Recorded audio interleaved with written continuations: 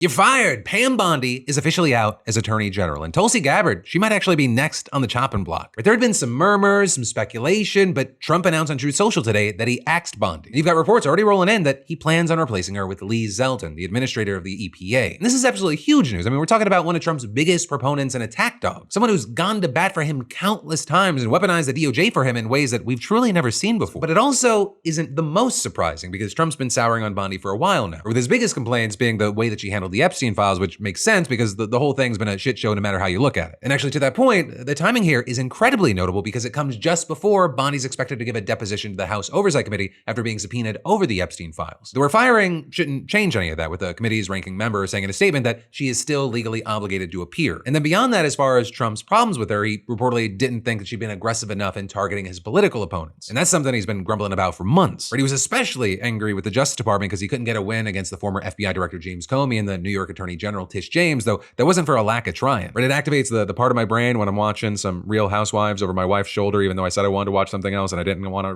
really watch this, but I'm kind of watching it, and oh my God, it's 3 hours later. According to the Daily Mail, her firing was messy as fuck, with them reporting that Bondi begged Trump not to fire her in an explosive showdown at the White House after he accused her of an unforgivable offense. And they added that when Trump told her she had been terminated, Bondi responded by pleading for the president to give her more time in the role. And as far as the unforgivable offense that the Daily Mail is referencing there, you had them claiming Trump's reasoning for the sudden dismissal comes in part because the president believes Bondi tipped off Eric Swalwell about the FBI's efforts to release investigative documents related to his relationship with an alleged Chinese spy. But despite all that, Trump's generally been in Bondi's corner publicly. And in fact, when asked for a statement after rumors of her firing first started circulating last night, Trump literally responded, "Attorney General Pam Bondi is a wonderful person and she is doing a good job." And even in his post announcing her termination, Trump described Bondi as a great American, patriot, and a loyal friend who faithfully served as my Attorney General over the past year. We love Pam. And in her own statement, there wasn't any sign of begging or pleading, just her announcing that she was leaving the role and then patting herself on the back for her great accomplishments before closing by saying, "I remain eternally grateful for the trust that President Trump placed in me to make America safe again." Now, as far as what happens from here, unlike what we've seen with other top loyalists who Trump got rid of, it appears that Bondi's not just gonna be reshuffled to some lesser consolation prize job in his administration. And instead, you had Trump saying she will be transitioning to a much needed and important new job in the private sector to be announced at a date in the near future. Which to me, I think if you read through the line, sounds like that's him putting boot to ass, get her out the door. And he probably really doesn't care. But he also added that Deputy Attorney General Todd Blanche is gonna serve as acting Attorney General for now. Right? It doesn't look like he'd be transitioning into that role permanently. Instead, what we're seeing is that Trump's planning to tap EPA Administrator Lee Zeldin as Bondi's replacement. And if that name doesn't ring any bells, Zeldin's a former Republican congressman from New York who unsuccessfully ran for governor. And he's also, and this is more important, a dedicated Trump foot soldier in his position at the EPA, doing the work to enact Trump's plans for energy dominance. But also today, it doesn't look like it's just Bondi on the chopping block. Because there's also a report from The Guardian saying that Trump is polling his advisors about whether he should replace Tulsi Gabbard as Director of National Intelligence. And here, his big issue is reportedly that she refused to condemn Joe Kent, right, that former deputy who resigned days after arguing that Iran didn't pose an imminent threat to the US. With Trump kind of giving her lukewarm support in a statement over the weekend when he was asked if he has confidence in her leadership, saying, and this is a quote, "Yeah, sure, I mean, she's a little bit different in her thought process than me, but that doesn't make somebody not available to serve." Then you had her spokesperson seemingly clinging on for dear life, responding, "Over the past 2 weeks, President Trump said both that he has confidence in the DNI and that she did well at her hearings before Congress. She remains committed to fulfilling the responsibilities the president placed in her." But there's also been a notable back and forth about Gabbard and her place within Team Trump since he came back into office. And some of the things that earned her public criticism, including a video that she recorded warning about the horrors of nuclear war after a visit to Hiroshima, or her testimony to lawmakers that Iran had not decided to build a nuclear bomb. Though others, it earned her support from Trump and his loyalists, like producing an official report asserting that Russia didn't try to boost Trump's campaign in 2016 against Hillary Clinton. Now, what I will say is at this point, any word on Gabbard, it's largely just rumor, but it does come as Trump's been making other major shakeups in his cabinet. Just a few weeks ago, she's in the news for a different reason now, but DHS Secretary Kristi Noem, she was ousted and replaced with Mark Wayne Mullen. And so now with this Bondi news, I mean, anyone in there who has even the slightest doubt about how much Trump likes them, they should be quaking in their lifts. Right? And so we're gonna have to keep our eyes on this going forward. But also, I will say, while leadership of some of our biggest departments in the government, they're in limbo, Trump's still making assurances that no one's buying. Because according to him, the war in Iran, it's gonna be over in just 2 or 3 more weeks. He just has to send them back to the Stone Age. And also, he doesn't know if they'll agree to a deal or if he's gonna have to deliberately commit a war crime first. And he doesn't care if the Strait of Hormuz is opened, but it will be opened and prices will come back down, even though they're not really going up. In Iran, they'll never be able to get a nuclear weapon, even though we supposedly destroyed their ability to do so earlier. But also, they're gonna get to keep almost 1,000 pounds of nuclear fuel. That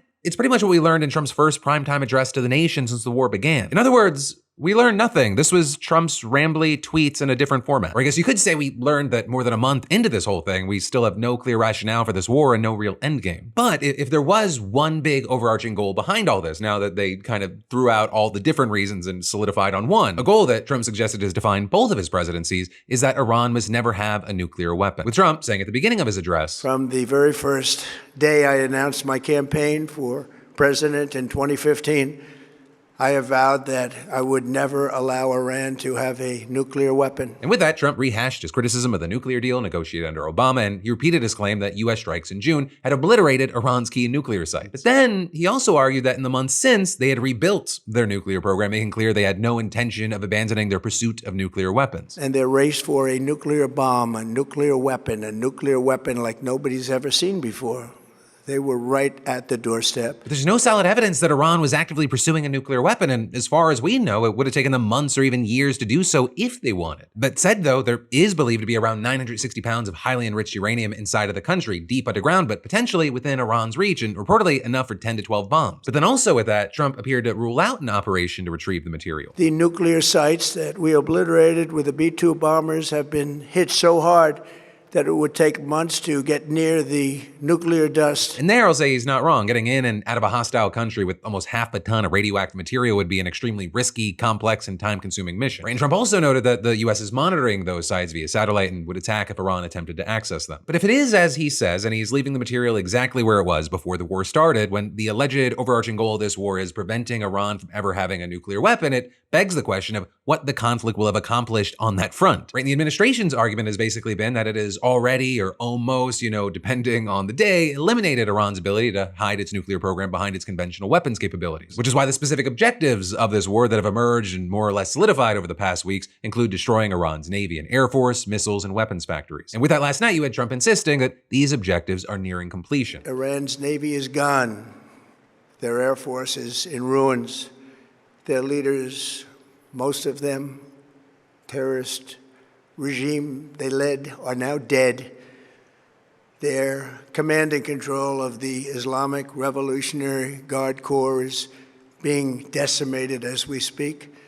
Their ability to launch missiles and drones is dramatically curtailed, and their weapons, factories, and rocket launchers are being blown to pieces. But of course, Iran, they've been battered, but definitely not beaten. And while Trump, he continued to insist that the regime change had been inadvertently accomplished, claiming that the country is now being led by a less radical and much more reasonable group, it appears that the new supreme leader may only be more hardline and the Revolutionary Guards may only have more influence. And actually, regarding the country's military capabilities, you had a spokesperson pushing back against Trump's claims, saying, "Your intelligence on our military power and equipment is incomplete. You know nothing of our vast strategic capabilities. Do not assume you have destroyed our strategic missile production sites, long-range attack and precision drones, modern air defense systems, electronic warfare, or special equipment. Such assumptions will only deepen the quagmire you have fallen into. And adding the sites you think you hit are insignificant. Our strategic military production takes place at locations you do not know about and will never reach. Do not bother trying to count our missiles, drones, and strategic systems. You will be wrong and achieve nothing." And of course, this guy, he's probably downplaying the impact of US and Israeli strikes, but the fact does remain, Iran does continue to launch attacks across the region, with Israel, the UAE, and Saudi Arabia all responding to drone and missile strikes just today. And then on top of all that, the Strait of Hormuz is still mostly locked down. Although as far as Trump, he continued to try to play it off as a problem for other countries, even though he had said hours earlier that he would not agree to any ceasefire deal unless the waterway was open. The United States imports almost no oil through the Hormuz Strait and won't be taking any in the future. We don't need it. We haven't needed it, and we don't need it. The countries of the world that do receive oil through the Hormuz Strait must take care of that passage. They must cherish it. They must grab it and cherish it. They can do it easily. We will be helpful, but they should take the lead in protecting the oil that they so desperately depend on. But with that, of course, Trump is ignoring reality. One, the reality that opening the strait is obviously not easy. I mean, if it was, why can't the most powerful military on earth do it? And two, the reality that oil prices are set globally. And what's happening in the Middle East, it does affect the United States, despite it not being directly dependent on oil from the region. Not to mention that this isn't just about oil, but other key commodities like fertilizers. But Trump, he decided to barely acknowledge the economic consequences of his war. But he only once recognized the, quote, recent rise in gasoline prices here at home, but he argued that this was a short-term increase due to Iran's attacks on ships in the Strait of Hormuz. And in any event, he claimed that when the war is over, the strait will open up naturally and prices will rapidly come back down. Though that has been widely contested by economists, and it's also not clear that ending the war opens up the strait, especially if Trump's now actually willing to pull the US out and leave it to other countries. And also, in any case, Trump wasn't able to clearly lay out how the war is going to end. We are on track to complete all of America's military objectives shortly, very shortly. We are going to hit them extremely hard over the next 2 to 3 weeks. We're going to bring them back to the Stone Ages where they belong.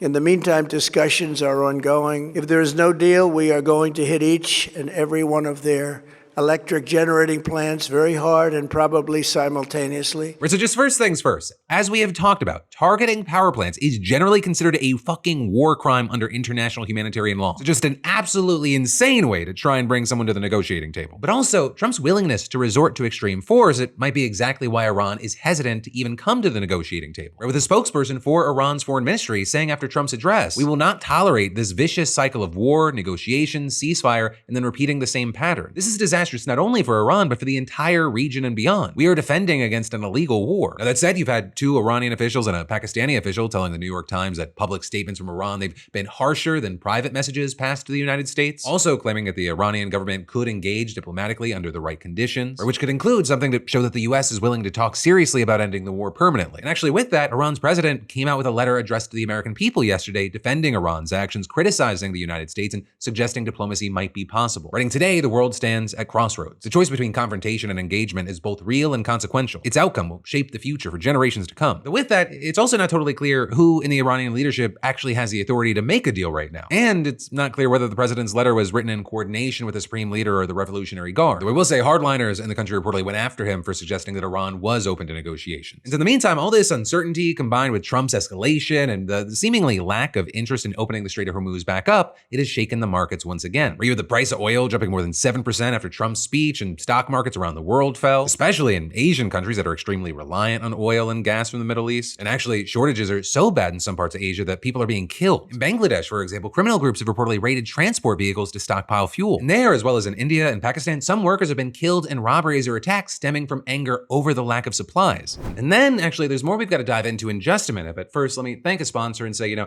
ever think about how much of your life is tied to just one email address and how most of us picked ours when we were just too young with zero long-term thinking? Because yeah, not ideal. And that's why today's sponsor, Proton Mail, is pushing something that I actually think is pretty smart with their new Born Private campaign. Because email, it's not just email anymore. It's basically the center of your online life. I mean, think about it. Logins, apps, school accounts, banking alerts, random subscriptions that you forgot about, it all connects back, usually to one inbox. And for most of us, that inbox, it was created in a rush years ago with absolutely no thought about privacy or permanence. But Proton Mail, it's different. They use end-to-end and zero-access encryption, which means that your emails are actually yours, not for advertisers, trackers, or even Proton itself. So no ads, no tracking, no profiling, which honestly feels rare at this point. And Proton's even made switching from your old cluttered email easy with a tool that lets you do it in just a few clicks. Or you can start fresh with a new email account and a clean inbox from the jump. All you gotta do is just go to proton.me/DeFranco to reserve your child's email before someone else does. Then, diving right back into the news, there are new concerns that prediction markets might have an outsized influence over oil markets. Because you just had energy traders telling The Guardian that Polymarket has been the best predictor of the oil market's direction since the war with Iran. Data from these platforms is being used in algorithms that advise on trading in the Brent crude futures market. Goldman Sachs, which forecasts oil prices, now includes prediction market data in its research for investors and clients. And the Intercontinental Exchange also has a tool that provides a feed of Polymarket's predictions for traders to use in their assessments. And this ends up not being that surprising because you had a leader at one agency telling the outlet that Polymarket is having an increased impact on many markets now, and adding there, betting markets do have a long history of strong prediction accuracy, and since Polymarket is in the ascendancy, traders are indeed increasingly turning to it for market indicators. And when it comes to oil, Polymarket has a ton of events to trade on, but that also doesn't mean that it comes without potential consequences, with The Guardian explaining. Energy market traders have said that the deepening ties between prediction platforms and the global oil market could amplify the impact of insider betting on global markets or incentivize betting behavior. Because it's worth noting that outside of the Polymarket of it all, we already had tons of concerns regarding insider trading on oil prices amid the war. And so now what you're seeing is that there are fears that Polymarket is adding fuel to that fire, and the prediction markets in general, it could be used to influence the price of oil. And there you have outlets like Axios noting, as the Iran war sends prices soaring for ordinary Americans, a select few appear to be profiting in plain sight. It's precisely the kind of alleged corruption Trump built his political career railing against. But of course, he and his administration, they don't actually seem to be motivated to do much about it. Now, could it be because he or others benefit in some way, and or his son has his hands in both Polymarket and Kalshi? Who's to say? You're probably saying yes. And so really, no one's expecting him to act here. But I will say we are seeing at least some baby steps in some other areas. Right, this week, you had reports that federal prosecutors in the Southern District of New York are exploring how suspicious bets on these platforms might violate insider trading laws. Though there, no one's been charged or even formally accused of any wrongdoing in the district yet. Right, chiefs in the Securities and Commodities Fraud Unit simply met with Polymarket reps to discuss how existing laws might apply to potential misconduct. And with this, you had an attorney in the district previously sending a warning on this issue, saying, because it's a prediction market doesn't insulate you from fraud. And then also, you might have seen headlines over in Congress this week. And that's because 40 Democrats in the Senate and House sent a letter to Trump administration officials about training to curb insider trading among government employees, with the letter being specifically sent to leaders of the CFTC and the Office of Government Ethics. And it noted that not only is there rising evidence suggesting possible governmental insider trading, but it also appears that there is confusion around the laws that exist in this arena. And so it asked these groups to issue executive branch-wide guidance, reminding federal employees of their existing legal obligation to refrain from using their insider governmental information to profit from prediction market trades. So there, the White House kind of shooting back at the notion that insider trading is even an issue, or the spokesperson telling NBC News that all federal employees are subject to government ethics guidelines that prohibit the use of non-public information for financial benefit. However, any implication that administration officials are engaged in such activity without evidence is baseless and irresponsible reporting. And so for now, it really looks like it's just going to kind of be the wild, wild west until someone gets in there that actually wants to regulate things. And then also in the meantime, we've got to talk about how the Trump administration is trying to kill the Presidential Records Act, or the law that requires memos, emails, briefing papers, and other records to be turned over at the end of a president's term. It's a law that literally exists because of Nixon. It was passed after Watergate specifically to stop a president from destroying incriminating records. And now the administration that wants to gut it is led by the first president in American history convicted of 34 felonies. Felonies that include charges related to mishandling classified documents that he stored in his bathroom at Mar-a-Lago. As far as why and what they're doing, the administration has decided that the Presidential Records Act, in their eyes, is unconstitutional and overreach of congressional power. With a Trump DOJ official saying, Congress does not have the power to compel an entire branch of government to create and save every single possible piece of paper. Here's the thing,